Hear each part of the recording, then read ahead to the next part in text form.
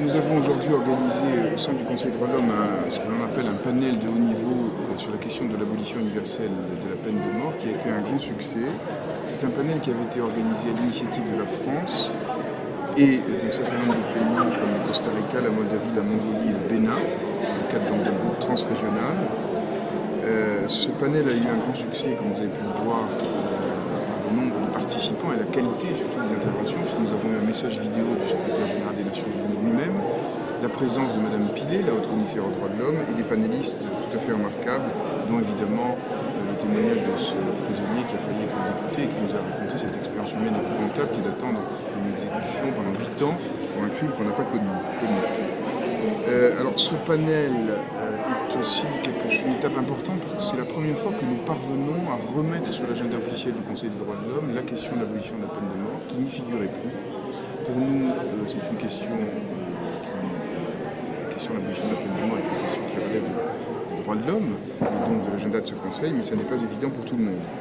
Il intervient, ce panel, alors que nous préparons dans les prochains mois à voter une résolution de l'Assemblée générale des Nations Unies appelant à instaurer un moratoire universel sur la peine de mort en vue de son abolition définitive. Et donc, la réunion d'aujourd'hui était un jalon important pour la structuration de ce débat. Pour nous, les Français, la peine de mort est une violation des droits de l'homme. Ça n'est pas une manière de rendre la justice, mais c'est l'échec de la justice. Et il était important pour nous que le Conseil des droits de l'homme se saisisse de cette problématique. Une fois de plus, qui n'est pas une problématique qui relève d'une simple politique pénale, mais qui relève tout simplement du respect des droits de l'homme. Alors, à quelle échéance peut-on espérer l'abolition universelle des droits de l'homme ? Il est évident que la lutte contre la peine de mort est un combat à long terme, mais c'est une cause universelle et ma conviction est qu'on n'arrêtera pas ce progrès, d'autant qu'on constate que la tendance de fond aujourd'hui est à une abolition de plus en plus pratiquée. Et peut-être qu'aujourd'hui, plus que jamais, l'abolition définitive est à notre portée. Alors un panéliste ou un intervenant a parlé de 2025, je ne me risquerai pas à évoquer cette date, mais en tout cas, on progresse dans ce sens.